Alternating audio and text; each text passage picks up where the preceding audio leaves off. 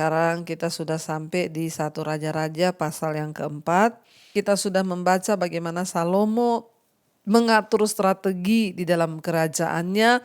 Dia mengangkat para gubernur-gubernur setiap wilayah ada gubernurnya dan juga dikatakan di sana pembesar-pembesarnya dan bahkan sampai ke makanan raja pun itu sudah digilir. Setiap kepala-kepala daerah itu digilir untuk memberi makan. Dan kita tahu hikmat itu Salomo dapatkan tentulah dari Tuhan. Kita lanjutkan sekarang 1 Raja-Raja pasal yang keempat. Ayat yang ke-21, kebesaran Salomo judul perikopnya. Maka Salomo berkuasa atas segala kerajaan, mulai dari sungai Efrat sampai ke negeri orang Filistin, sampai ke tapal basar Mesir. Tadi malam kita sudah baca, kita melihat dan Tuhan memberikan juga kepada Salomo hikmat, pengertian yang amat besar. Akal yang luas, bahkan dikatakan di sana hikmatnya itu melebihi hikmat orang-orang Mesir dan dikatakan bahwa bahkan raja-raja dari berbagai bangsa itu datang kepada Salomo untuk mendengar hikmatnya. Mereka bukan hanya datang untuk mendengar hikmat dari mulut Salomo, tapi mereka datang membawa upeti. Semua mendatang membawa berkat. Saudara, ketika kita ini hidup dengan hikmat Tuhan, maka berkat Tuhan itu pun juga ada dalam hidup kita.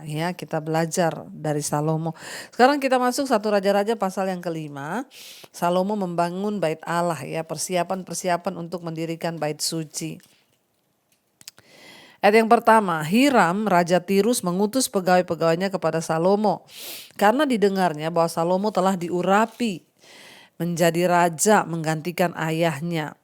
Sebab Hiram senantiasa bersahabat dengan Daud.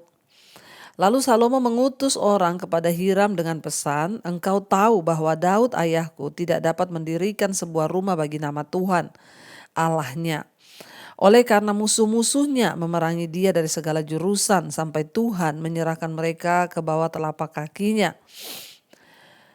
Jadi kita ingat saudara, dulu Tuhan tidak mengizinkan Daud membangun rumah Tuhan.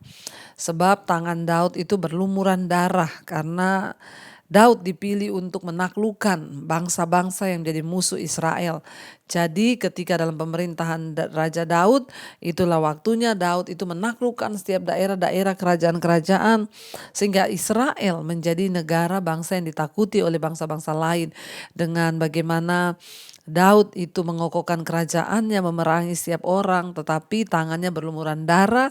Dia banyak membunuh musuhnya sehingga dia tidak dapat membangun rumah Tuhan. Jadi ketika itu Salomo akhirnya mengutus orang kepada Raja Hiram.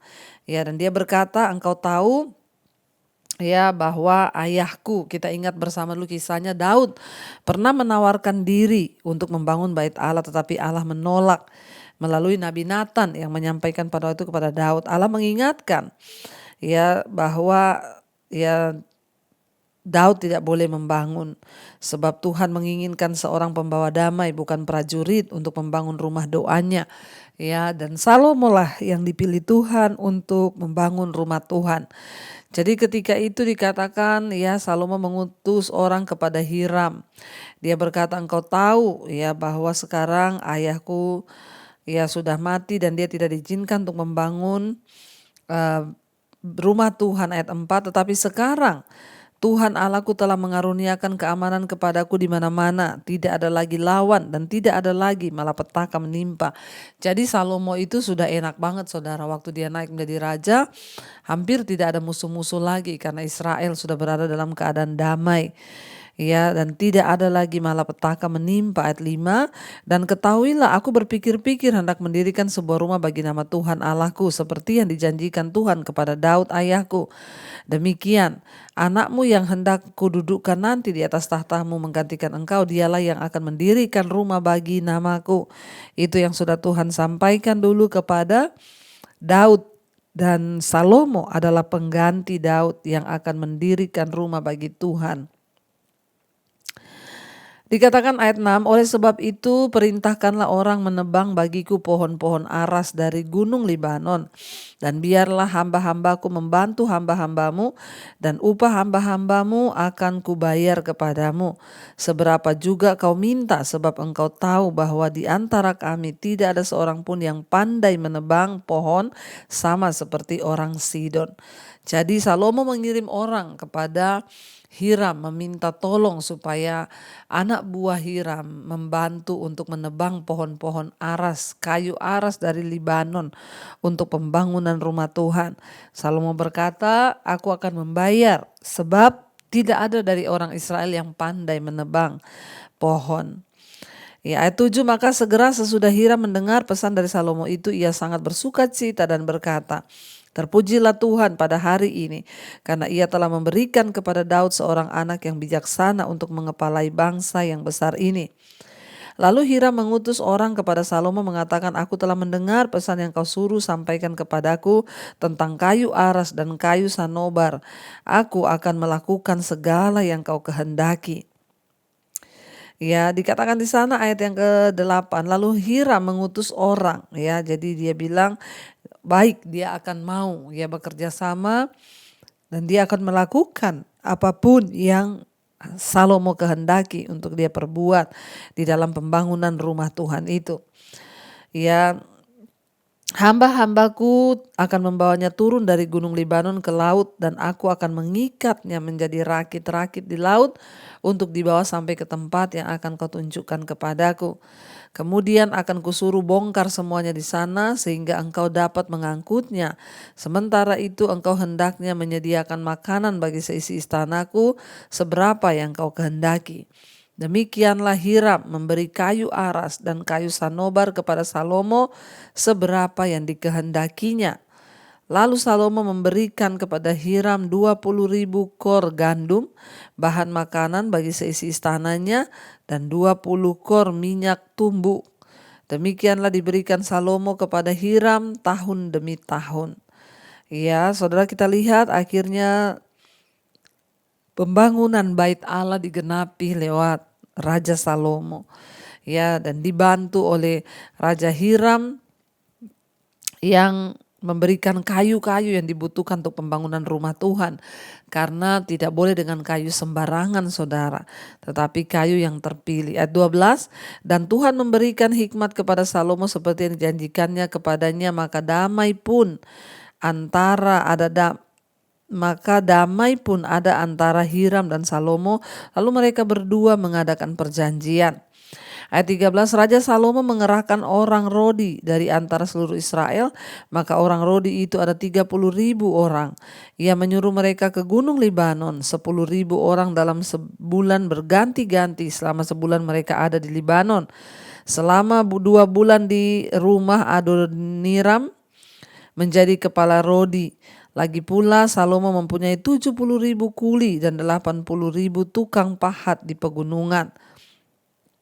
Belum terhitung para mandor kepala, Salomo mengepalai pekerjaan itu, yakni 3.300 orang banyaknya yang mengawasi rakyat yang mengerjakan pekerjaan itu. Dan raja memerintahkan supaya mereka melinggis batu yang besar, batu yang mahal-mahal untuk membuat dasar rumah dari batu pahat.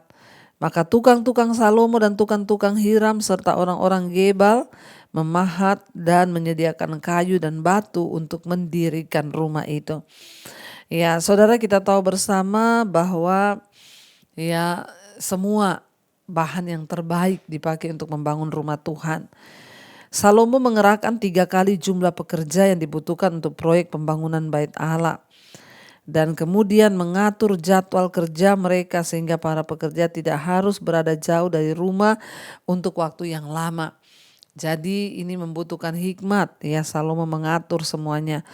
Hal ini menunjukkan bahwa Salomo memperhatikan ya kesejahteraan para pekerja-pekerjanya, para tukang-tukangnya, ya, supaya mereka tidak terpisah lama dari keluarga. Jadi dia atur ya untuk pergantian itu.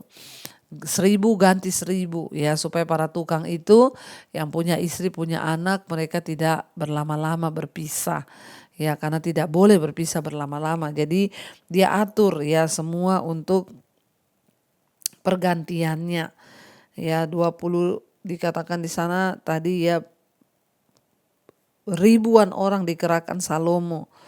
Ya, dia mengatur jadwal kerja sehingga para pekerja itu tidak ya jauh dari keluarga mereka. Hal ini menunjukkan bahwa Salomo itu memperhatikan kesejahteraan seluruh pekerjanya. Karena Salomo tahu kekuatan sebuah bangsa itu berbanding lurus dengan kekuatan dalam keluarga-keluarga di dalamnya. Salomo mengerti ya dengan kebijaksanaan dan mengakui bahwa keluarga harus selalu merupakan prioritas utama ketika kita ini menyusun sebuah pekerjaan ataupun pelayanan. Ya, bahkan saat kita mengatur jadwal orang lain pun ya kita harus sungguh-sungguh tahu akan hal ini. Dikatakan di sana akhirnya Raja Salomo mengatur semuanya, maka tukang-tukang Salomo dan tukang-tukang Hiram serta orang-orang Gebal memahat dan menyediakan kayu dan batu untuk mendirikan rumah itu. Dikatakan di situ saudara orang-orang Gebal ya. Gebal juga disebut Biblos. Itu terletak di utara kota yang sekarang itu adalah Beirut ya. Di dekat hutan Aras, orang-orang ini adalah orang-orang Funisia yang mempunyai keterampilan sebagai pembuat kapal tetapi dipekerjakan di dalam proyek pembangunan rumah Tuhan ini. Jadi Gebal itu dulu disebut Biblos, sekarang menjadi kota Beirut, dan di sana itu orang-orang Funisia. Mereka itu adalah ahli-ahli pahat yang ahli membuat pahatan kapal.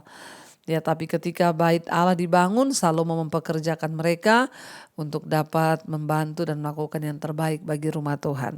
Kita lanjutkan sekarang saudara di 1 Raja-Raja pasal yang ke-6. Salomo mendirikan bait suci, ayat yang pertama, dan terjadilah pada tahun ke-480 sesudah orang Israel keluar dari tanah Mesir, pada tahun ke-4 sesudah Salomo menjadi raja atas Israel, dan bulan Siu, yakni bulan yang kedua, maka Salomo mulai mendirikan rumah bagi Tuhan.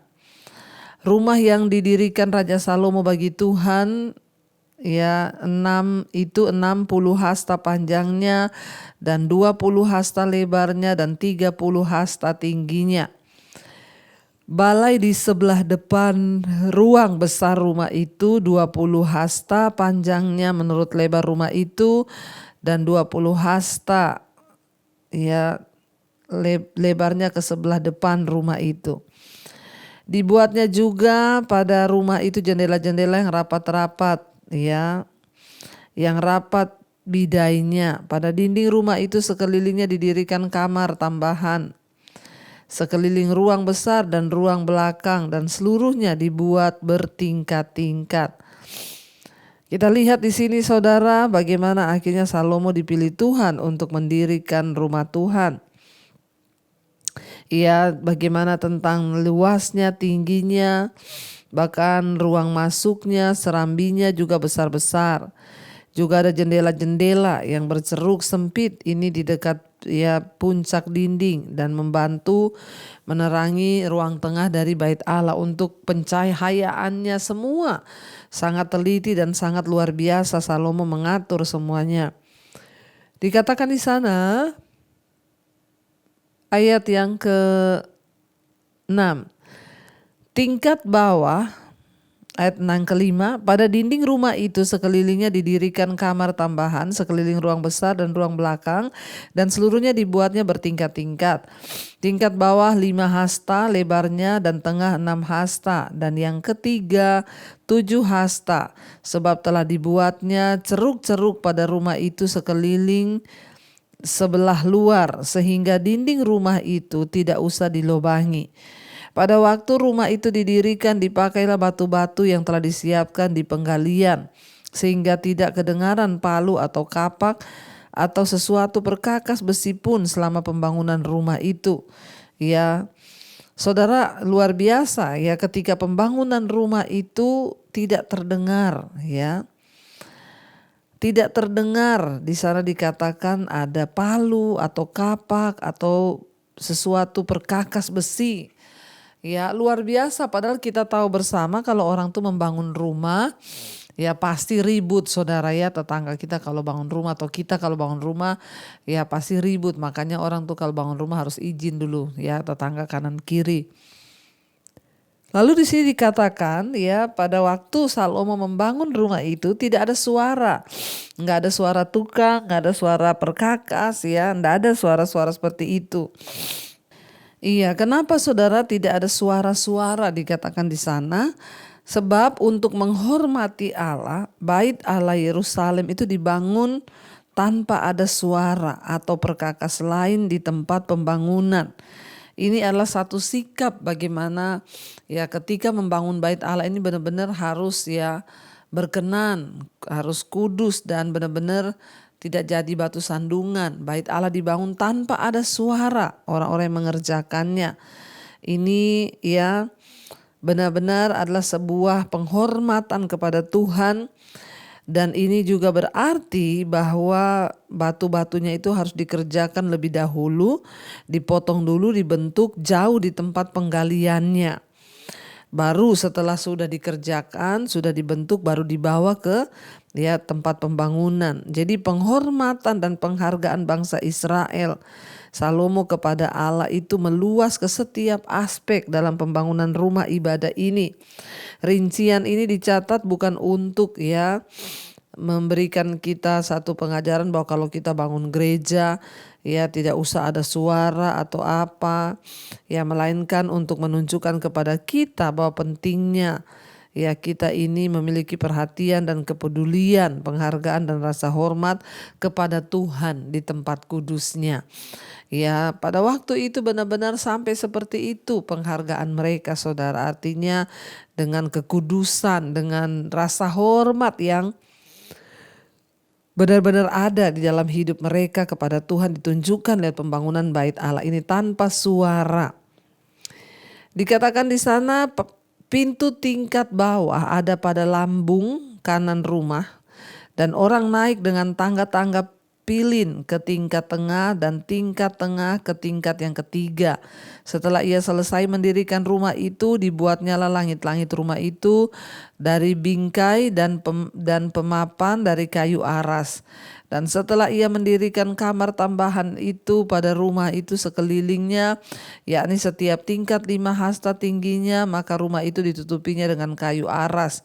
Kemudian datanglah firman Tuhan kepada Salomo demikian, mengenai rumah yang sedang kau dirikan ini, jika engkau hidup menurut segala ketetapanku dan melakukan segala peraturanku dan tetap mengikuti segala perintahku dan tidak menyimpang daripadanya, maka aku akan menepati janjiku kepadamu yang telah kufirmankan kepada Daud ayahmu, yakni bahwa aku akan diam di tengah-tengah orang Israel dan tidak hendak meninggalkan umatku. Wow saudara, luar biasa Salomo itu mendapatkan suara Tuhan, mendapatkan janji Tuhan. Tuhan berkata kepada Salomo mengenai rumah ini, kalau engkau sungguh-sungguh membangunnya, kalau engkau sungguh-sungguh berjalan dalam hidupmu dengan mentaati peraturanku, tidak berpaling, dengan sungguh-sungguh memperhatikan firmanku, hidup dalam pertobatan, engkau tidak menyimpang ke kanan atau ke kiri, kata Tuhan, maka aku sendiri akan tinggal di rumah ini dan aku tidak akan pernah meninggalkan ya orang-orang Israel. Jadi kuncinya adalah bukan hanya membangun rumah Tuhan, tapi sikap ketaatan hidup kita itu yang menentukan. Saudara perhatikan di sini baik-baik, bukan soal seberapa megah gerejamu, bukan soal seberapa megah gedung yang engkau miliki, ya, bukan soal seberapa indah pembangunannya, bukan soal seberapa luar biasa LED yang kau punya di gereja berapa miliar, alat musiknya berapa miliar, semuanya berapa miliar, tapi Tuhan berkata kepada Salomo Salomo ketika ia membangun rumah Tuhan. Tuhan berkata demikian mengenai rumah yang sedang kau dirikan ini.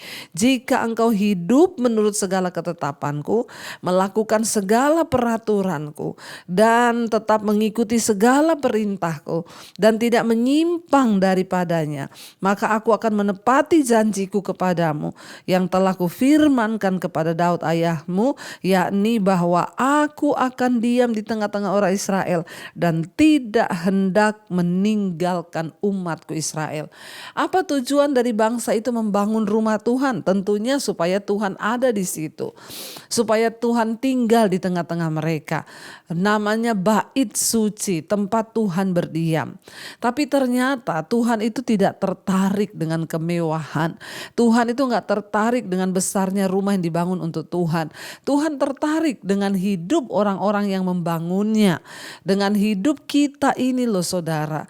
Dia bilang kalau engkau sungguh-sungguh hidup menuruti firmanku, engkau hidup menuruti ketetapanku, tidak menyimpang ke kanan dan ke kiri, engkau hidup dalam pertobatan dan kekudusan, maka Tuhan akan tinggal di tengah-tengah mereka. Saudara, kita tahu dari sini bersama saudara bahwa ya satu janji Tuhan itu supaya kita ini semua mengalami Tuhan. Supaya kita ini yang kita butuhkan dalam hidup ini apa? Tuhan tuh tinggal bersama dengan kita. Yang kita butuhkan dalam hidup ini Tuhan itu ada bersama-sama dengan kita. Ya tetapi syaratnya untuk Tuhan mau tinggal dengan kita, memberkati kita, tentunya kita ini harus hidup dalam pertobatan. Setelah Salomo selesai mendirikan rumah itu, ayat 14, ia melapisi dinding rumah itu dari dalam dengan papan kayu aras, dari lantai sampai ke balok langit-langit dilapisinya dengan kayu aras, tetapi lantai rumah itu dilapisinya dengan papan kayu sanobar. Kemudian disekatnyalah 20 hasta bagian belakang rumah itu dengan papan kayu aras dari lantai sampai ke balok-balok, lalu dibuatnyalah ruang menjadi ruang belakang, ya. Dikatakan di sana menjadi ruang belakang, menjadi tempat maha kudus, dan 40 hasta panjangnya ruang yang di depan ruang belakang itu, yakni ruang besar. Kayu aras sebelah dalam rumah itu berukiran buah labu dan bunga.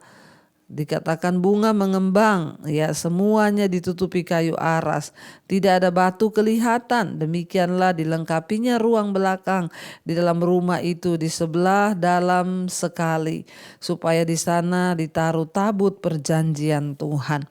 Saudara, ya kita melihat di sini semua dibangun berdasarkan tuntunan Tuhan, tetapi yang nomor satu yang lebih utama adalah apakah kita ini hidup sungguh-sungguh melakukan firman, apakah kita ini hidup sungguh-sungguh menjadi menjadi orang-orang yang menyenangkan hati Tuhan. Itu yang lebih membuat Tuhan tertarik. Karena itu saudara, kita akan lanjutkan besok. Ya, karena itu marilah kita sungguh-sungguh selalu hidup dalam kekudusan supaya Tuhan berkenan atas hidup kita. Mari kita tundukkan kepala, kita berdoa. Terima kasih Bapa, kami bersyukur Tuhan, kami belajar dari kebenaran firman Tuhan, bahwa Tuhan tidak tertarik dengan sesuatu kemewahan, tapi Engkau tertarik dengan hidup yang bertobat. Karena itu ajar kami supaya Tuhan tinggal dalam hidup kami. Kami perlu hidup dalam pertobatan. Kami perlu hidup di dalam tuntunan Tuhan. Bahwa kami menjadi orang-orang yang taat kepada firman-Mu, menuruti hukum-hukum Tuhan. Berkati setiap anak-anak-Mu Bapa, mereka yang terus mencari Engkau, mencari wajah-Mu Tuhan. Bapa, beri kekuatan kepada anak-anak-Mu hari-hari ini untuk menjalani setiap hidup mereka dengan perkenanan Tuhan. Yang terikat dengan dosa-dosa Tuhan, biarlah Engkau juga melepaskan. Kami rindu untuk dilepaskan dan Tuhan melepaskan. Kami berdoa biarlah kami sungguh-sungguh Tuhan hidup dalam takut akan Tuhan, melakukan segenap rencana dan kehendak Tuhan. Berkati yang terbaring sakit hari-hari ini, mari saudara tumpangkan tangan-Mu, katakan di dalam nama Yesus aku percaya aku disembuhkan Tuhan. Ampuni segala dosa pelanggaranku ya Bapa. Kau juga memberkati setiap anak-anak-Mu yang sedang dalam pergumulan yang berat. Tuhan menjadi jawaban, yang terlilit hutang piutang, Tuhan menjadi jawaban, yang ingin menjual aset, Engkau pertemukan dengan orang yang terbaik, orang yang tepat Tuhan. Biarlah hidup kami boleh sungguh-sungguh menyenangkan Engkau saja. Berkati setiap mereka yang rindu punya keturunan, bukakan kandungan yang tertutup dalam nama Yesus, anak keturunan ilahi Tuhan boleh berikan. Kami berdoa Tuhan, menyerahkan seluruh hidup kami ke dalam tangan Tuhan. Jagai bangsa kami dengan ketentraman yang daripada-Mu ya Bapa. Tuhan berkati bangsa Indonesia dengan anugerah-Mu. Berkati Bapak Presiden Jokowi, wakilnya, seluruh jajaran kabinet yang ada, TNI Polri. Tuhan bersihkan bangsa ini. Biarlah orang-orang yang takut akan Tuhan, yang mengasihi Tuhan, yang sungguh-sungguh ada di atas bangsa kami. Berkati juga Bapa semua bangsa-bangsa yang ada di 5 benua, Asia, Afrika, Amerika, Eropa, Australia. Hujan pertobatan tercurah, orang bertobat, meninggalkan dosa, kembali kepada Tuhan. Terima kasih Bapa, kami mengucap syukur untuk segala kebaikan-Mu. Karena itu mari angkat tangan-Mu saudara. Terimalah berkat, rahmat, anugerah dari Allah Bapa, cinta kasih Tuhan Yesus Kristus, bahkan penyertaan dari Allah Roh Kudus turun ke atas hidup kita semua mulai hari ini bahkan sampai kali yang kedua. Tuhan Yesus datang menjemput kita, nama kita tercatat dalam kitab kehidupan. Dalam nama Yesus yang percaya diberkati Tuhan, katakan bersama amin, amin, amin. Tuhan Yesus memberkati. Shalom dan Immanuel saudara.